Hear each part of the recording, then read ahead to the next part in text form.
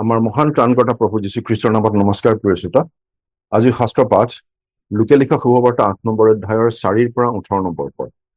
প্ৰত্যেক নগৰৰ পৰা মানুহবিলাক তেওঁৰ ওচৰলৈ আহি বহু মানুহৰ দল এটা গোট খোৱা সময়ত তেওঁ এটা দৃষ্টান্ত দি ক'লে, এজন খেতিয়কে কঠীয়া সিঁচিবলৈ গ'ল।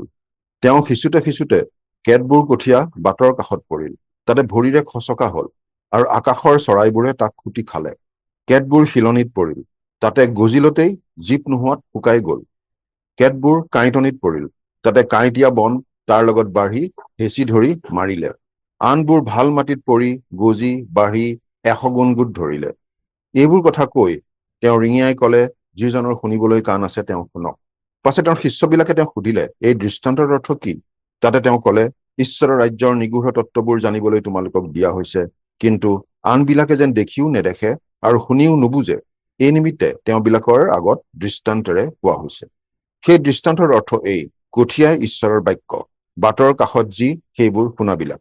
তেওঁবিলাকে যেন বিশ্বাস নকৰে আৰু পৰিত্ৰাণো নাপায়, এই নিমিত্তে শয়তানে তেতিয়া আহি তেওঁবিলাকৰ মনৰ পৰা বাক্য কাঢ়ি লৈ যায়। আৰু শিলনিত যি সেইবোৰ বাক্য শুনি আনন্দেৰে গ্ৰহণ কৰা মানুহ, এওঁবিলাকৰ শিপা নথকাত এওঁবিলাকে অলপ কাল বিশ্বাস কৰি থাকি পাছে পৰীক্ষাৰ সময়ত খহি পৰে। আৰু যি কাঁইটনিত পৰিল, সেয়ে হৈছে যিবিলাকৰ শুনাৰ পাছে আয়ুসৰ কাল নিয়াওঁতে জীৱনৰ চিন্তা ধন আৰু সুখত মগ্ন হোৱাত একো ফল সিদ্ধ নহয়। কিন্তু ভাল মাটিত যি সেইবোৰ হৈছে এনেকুৱা মানুহ, যিবিলাকে বাক্য শুনি তাক সৰল আৰু শুদ্ধ মনত ৰাখি ধৈৰ্যেৰে ফল উৎপন্ন কৰে। কোনেও চাকি লগাই পাত্ৰেৰে নাঢাকে বা খাটৰ তলত নথয়, কিন্তু ভিতৰলৈ সোমোৱাবিলাকে পোহৰ দেখিবলৈ গছাৰ ওপৰতহে থয়। কিয়নো যি প্ৰকাশিত নহব এনে কোনো লুকুৱাই থোৱা বস্তু নাই, আৰু যিহক জনা নাযাব আৰু যি প্ৰকাশিত হৈ নাযাব এনে কোনো গুপুত বস্তু নাই। এতেকে তোমালোকে কিদৰে শুনা তাক চাবা, কিয়নো যাৰ আছে তেওঁক দিয়া হব, কিন্তু যাৰ নাই তেওঁৰ যি আছে বুলি তেওঁ ভাবে তাকো তেওঁৰ পৰা নিয়া যাব। সেয়া আছিল লোকে লিখা শুভবাৰ্তা ৮ নম্বৰ অধ্যায়ৰ ৪ পৰা ১৮ নম্বৰ পদ। এই গোটেই শাস্ত্ৰাংশ পঢ়িলে আমি সহজে অনুমান কৰিব পাৰো যে আগৰ কথাখিনিৰ লগত পাছৰ কথাখিনিৰ বিশেষ সম্পৰ্ক আছে। ঈশ্বৰৰ বাক্য বিভিন্নজনে বিভিন্ন ধৰণে গ্ৰহণ কৰে। কিছুমানে শুনে কিন্তু লগে লগে পাহৰি যায়, একো গুৰুত্ব নিদিয়ে।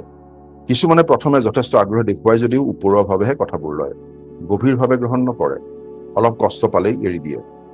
কিছুমানে আকৌ গ্ৰহণ কৰে যদিও জাগতিক চিন্তাধাৰাক ইমান গুৰুত্ব দিয়ে যে কোনটো ঈশ্বৰৰ বাক্য কোনটো জাগতিক চিন্তা একো পাৰ্থক্যই বুজি নাপায়। তেনে মানুহৰ জীৱনত ঈশ্বৰৰ বাক্যই একো প্ৰভাৱ নেপেলায়। আমি ঈশ্বৰৰ বাক্য শুনি বা পঢ়ি গ্ৰহণ কৰা বা প্ৰত্যাখ্যান কৰা কথাটো গোপনে মনে মনে কৰা কাম, কাৰণ আমাৰ অন্তৰখন মানুহে নেদেখে। কিন্তু আমাৰ সেই কামটোৰ ফলাফল সময়ত আমাৰ জীৱনৰ মাজেৰে ৰাজহুৱাভাৱে প্ৰকাশ পাই উঠিবই। চাকি জ্বলালে পোহৰ হবই, কাৰণ কোনেও লুকুৱাই থবলৈ চাকি নজ্বলায়। তোমালোক জগতৰ পোহৰ। পৰ্বতৰ ওপৰত থকা নগৰ গুপ্ত হব নোৱাৰে, আৰু মানুহে চাকি লগাই দোণৰ তলত নথৈ গছাৰ ওপৰতহে থয়, তাতে ঘৰত থকা সকলোকে পোহৰ দিয়ে। এইদৰে তোমালোকৰ পোহৰ মানুহৰ আগত প্ৰকাশিত হওক, তাতে তেওঁবিলাকে তোমালোকৰ ভাল কৰ্ম দেখি স্বৰ্গত থকা তোমালোকৰ পিতৃৰ স্তুতি কৰিব। মথিয়া লিখা শুভবাৰ্তা ৫ নম্বৰ অধ্যায়ৰ ১৪ পৰা ১৬ নম্বৰ পদ। যদিহে কোনো ঈশ্বৰৰ বাক্য গ্ৰহণ কৰে, তেওঁ সেইটো নিজলৈ ৰাখি থব নোৱাৰে। সেই আশীৰ্বাদৰ ভাগ আনেও পোৱাটো ঈশ্বৰে বিচাৰে। যিমানেই সেই আশীৰ্বাদ আমি আনলৈ বিয়পাই থাকো, সিমানেই অধিককৈ আমি আশীৰ্বাদ লাভ কৰি থাকো, আৰু আমি প্ৰভু যীশুৰ অধিক ওচৰ চাপি যাওঁ। এনেকুৱা একো চাকি নাই যিটো জ্বলালে পোহৰ নহব। পোহৰৰ গুণেই হৈছে পোহৰ দিয়া। ঈশ্বৰৰ বাক্য যদিহে আমি গ্ৰহণ কৰি তেওঁক ত্ৰাণকৰ্তা বুলি গ্ৰহণ কৰো, সেই কথাটো কেতিয়াও গোপন হৈ থাকিবই নোৱাৰে।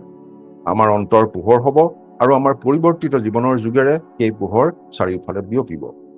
আনে দেখিব, আশীৰ্বাদ প্ৰাপ্ত হব, আৰু আমাৰ পিতৃ ঈশ্বৰৰ গৌৰৱ হব। প্ৰাৰ্থনা কৰিম। স্বৰ্গত থকা পিতৃ ঈশ্বৰ, তোমাৰ পোহৰ বিলাই থকাটো আমাৰ পবিত্ৰ কৰ্তব্য। এই কথা যেন মনত ৰাখো, আৰু কেনেদৰে জীৱন কটাও সেই বিষয়ে যেন আমি সাৱধান হওঁ।